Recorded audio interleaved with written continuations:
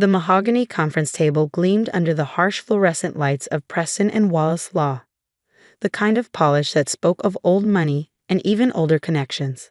I sat quietly at the far end, my laptop open and my evidence carefully organized, waiting for my moment. After 7 years at the firm, I knew timing was everything. "Let's wrap this up quickly," Richard Preston announced, his silver hair catching the light as he stood at the head of the table. "We have the Blackridge Industries merger to prepare for, and I won't have any distractions." I watched my colleagues, 14 of the firm's top attorneys, shuffle their papers and straighten their designer suits. 7 years of watching, learning, and gathering evidence had taught me to read them like case files. Sarah Mitchell, blonde and razor-sharp, already eyeing the junior partner position. Marcus Chen, brilliant but ruthless, who'd stolen 3 of my cases last year. And of course, James Wallace, the man who tried to bury my career more times than I could count. "Before we move on," I said, my voice quiet but clear, "I have some relevant information about the Blackridge case." The room fell silent. Not the respectful silence of attention, but the heavy silence of annoyance. I was used to it. Emily Chin, the quiet Asian American associate who'd never quite fit into their polished world of country club memberships and legacy admissions.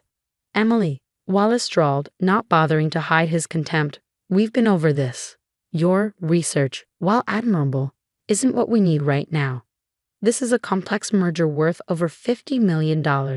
Leave it to those with the experience to handle it." I could feel the smirks around the table. They'd always underestimated me, seeing only what they wanted to see. The diligent worker bee, the reliable background player, the one who'd never rock the boat. "With all due respect," I continued, pulling up my files, "I've uncovered some irregularities in Blackridge's financial statements. Their reported assets don't match their." "Enough." Preston's fist hit the table, making the water glasses rattle. "This is exactly why you're still an associate after 7 years, Emily. You don't understand the bigger picture. We're not here to play detective. We're here to close a deal." I closed my laptop slowly, carefully. "Of course, my mistake."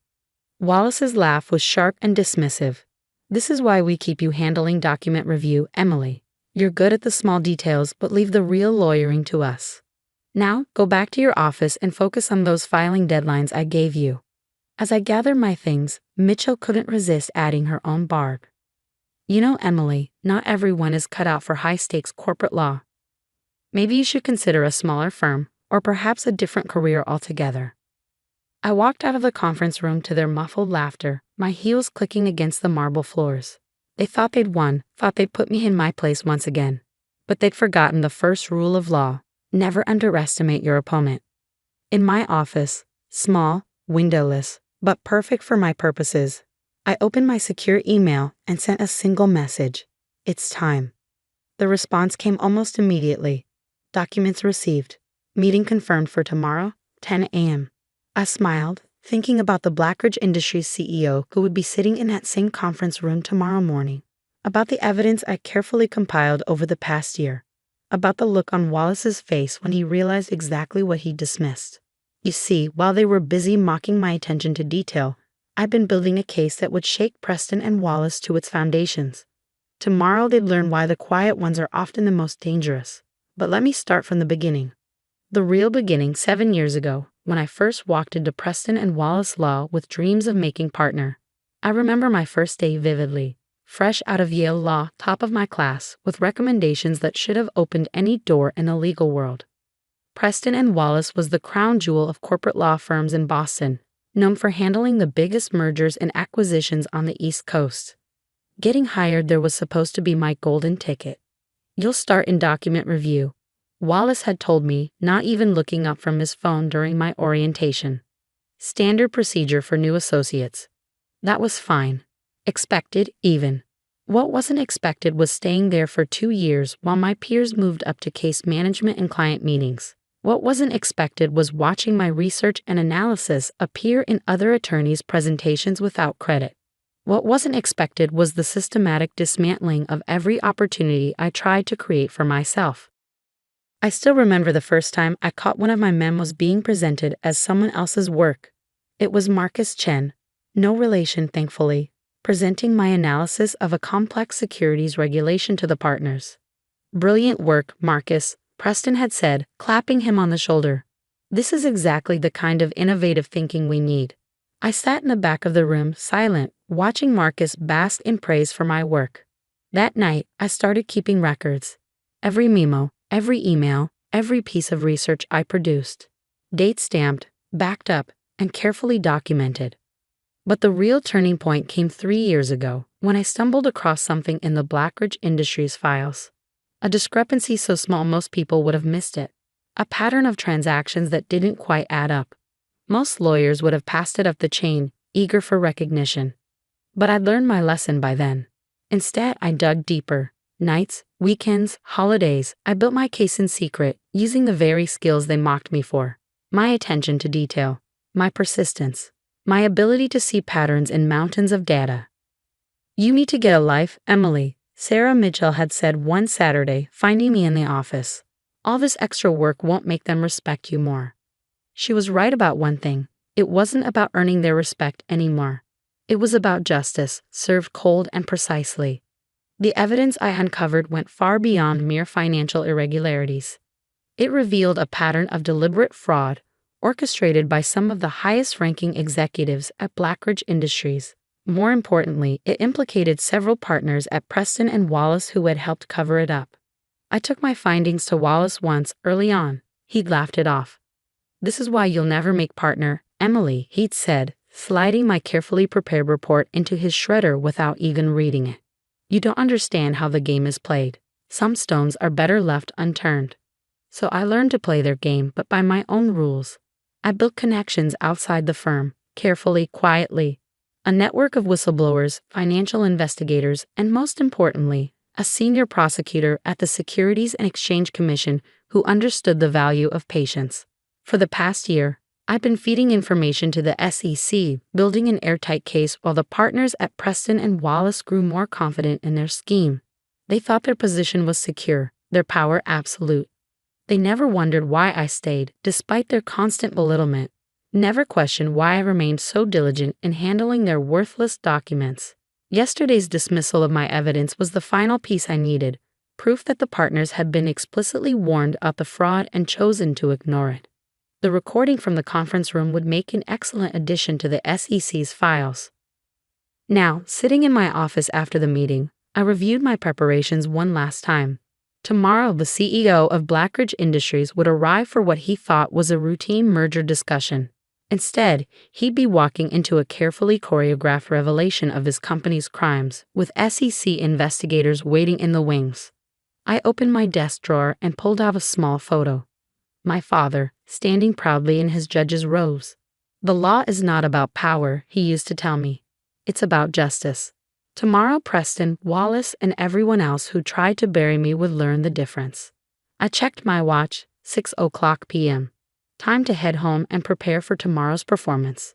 As I walked through the firm's luxurious lobby, I caught my reflection in the marble walls. Still the same quiet, unassuming Emily Chan they'd all underestimated. But tomorrow, they'd see me differently. Tomorrow, they'd learn that sometimes the most dangerous weapon in a lawyer's arsenal isn't aggression or connections. It's patience. And I had been very, very patient. The next morning, I arrived at Preston and Wallace at precisely 7:00 a.m., 3 hours before the Blackridge meeting. The early morning silence of the office felt different today, charged with possibility rather than resignation. I'd chosen my outfit carefully, a charcoal gray Armani suit I'd been saving for this moment. Not my usual modest workwear, but something that spoke their language. In this world, appearance was armor, and today I needed every advantage. "You're here early," the night security guard, Mike, commented as I badged in. "Big day," I replied, smiling. Mike had been one of my few allies over the years, always noticing my late nights and weekend work. He didn't know it, but his detailed security logs of my office hours would help establish the timeline of my investigation. In my office, I began my final preparations. First, I checked my secure email, confirmation from SEC investigator Karen Martinez. Teams in position by 9:30. Evidence secured. Green light for Operation Sunrise. I smiled at the code name she'd chosen. Sunrise. The end of darkness, the beginning of exposure. How fitting. Next, I reviewed my presentation one last time. Not the sanitized version I'd shown yesterday, but the full documentation of Blackridge's fraud and Preston and Wallace's complicity. 7 years of evidence meticulously organized into a devastating narrative of corporate corruption. At 8:30, the office began filling with the usual morning bustle. I could hear the partners arriving, their voices confident, laughing about dinner reservations and golf scores. They had no idea their world was about to shatter. Sarah Mitchell stopped by my office at 9:15, her smile dripping with false sympathy. "Emily, don't bother coming to the Blackridge meeting. Mr. Preston wants to keep it partners only." "Of course," I replied mildly. "I'll just finish up these filing deadlines." She left, satisfied that she'd put me in my place one last time. I waited until her clicking heels faded before sending a text to Karen. They took the bait. Everything's set. At 9:45, I gathered my materials and headed to the small conference room adjacent to the main boardroom. Through the glass wall, I could see the partners assembling, arranging their papers, adjusting their power poses. James Wallace was holding court at the head of the table, probably rehearsing how he'd close the biggest merger of his career. At 9:55, my phone buzzed. A text from the lobby security desk. "Blackridge CEO and SEC teams have arrived. Showtime." I watched through the glass as Charles Blackridge II entered the boardroom, flanked by his CFO and legal team. Right behind them came Karen Martinez and 4 other SEC investigators, their badges gleaming. "What's the meaning of this?" Preston demanded, half rising from his chair. "Please, everyone remain seated," Karen announced, her voice carrying the full authority of the federal government. "We're here to discuss some concerning findings regarding the proposed merger." "This is outrageous," Wallace sputtered. "Who authorized?" "I did," I said, walking into the room. The silence that followed was absolute. I could see the confusion on their faces. What was the quiet associate doing here? Why was she standing shoulder to shoulder with SEC investigators? "Emily," Preston started, his tone a mixture of confusion and warning. "This is a private meeting. You need to." "Actually," Karen cut in, "Ms. Chen is central to this investigation. She's been working with us for the past year, documenting extensive securities fraud at Blackridge Industries and this firm's role in concealing it." The color drained from Wallace's face as I connected my laptop to the room's display system. "Perhaps we should start with the offshore accounts," I suggested calmly, pulling up the first set of documents. "The ones Mr. Wallace helped structure in 2019. What followed was 2 hours of methodical destruction. I presented evidence of falsified financial statements, illegal stock manipulations, and systematic fraud, all documented through years of careful observation and investigation. With each revelation, I watched the mighty partners of Preston and Wallace crumble. These transactions, I explained, highlighting a particularly damning series of documents, were flagged in our internal review last year. When I brought them to Mr. Wallace's attention, he ordered them buried. Fortunately, I kept excellent records. I played the recording from yesterday's meeting, their dismissal of my evidence now damning proof of their willful ignorance. Charles Blackridge II, who had started the meeting looking imperious and bored, now sat ashen-faced as his empire unraveled. His CFO had already started whispering with his lawyers, no doubt planning his plea deal. "This is a mistake." Wallace tried one last time, his voice shaking. "Emily is just a junior associate who graduated top of her class from Yale Law," Karen interrupted, "who spent 7 years building an airtight case while you were too busy underestimating her to notice. Ms. Chen has provided us with the most comprehensive corporate fraud investigation I've seen in 20 years at the SEC." I kept my face neutral, but inside, I savored every word. 7 years of dismissal and disrespect, washed away in a single morning of truth. By noon, the SEC had served subpoenas to half the partner table. Charles Blackridge II was being escorted out by federal agents, and I stood in the middle of it all, finally seen for who I really was. "Why?" Sarah Mitchell asked as she was packing up her office later that day, her career in shambles. "Why stay here all these years if you knew?" I thought about all the nights I'd worked alone in my tiny office, all the times they'd laughed at my dedication to detail. "Because justice isn't just about finding the truth," I told her. "It's about proving it beyond any doubt."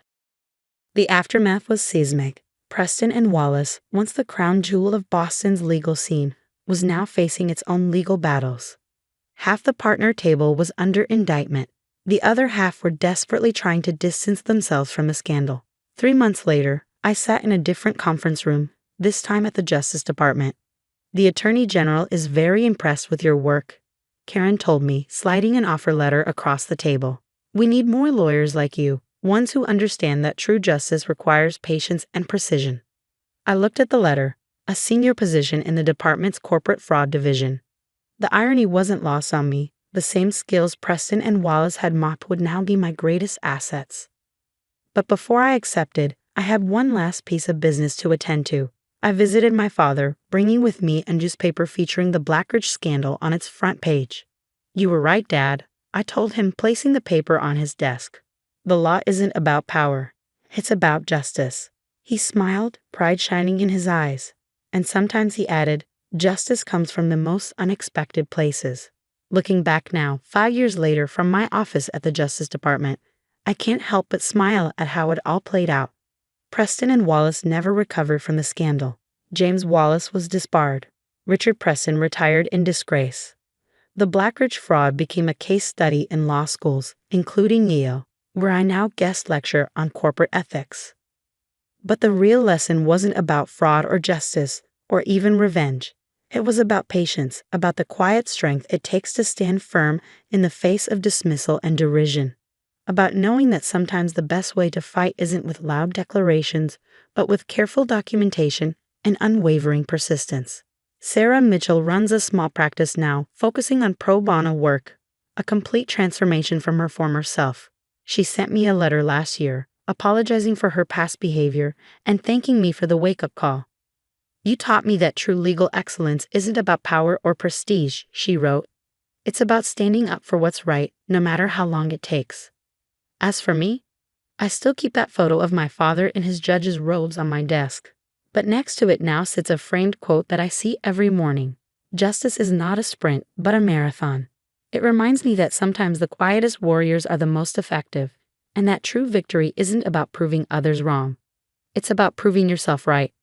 The young lawyers who work with me now often ask how I managed to stay focused during those 7 years at Preston and Wallace. My answer is always the same. Success isn't about being the loudest voice in the room. It's about being the most prepared. And sometimes, preparation means waiting for exactly the right moment to show your hand. Looking out my office window at the Washington skyline, I think about all the other quiet warriors out there, gathering their evidence, building their cases, waiting for their moment. To them, I want to say, keep watching, keep documenting, keep believing. Because sometimes the most powerful statement you can make is proving everyone wrong, not with words, but with undeniable truth. And in the end, truth has a way of speaking for itself. You just have to be patient enough to let it.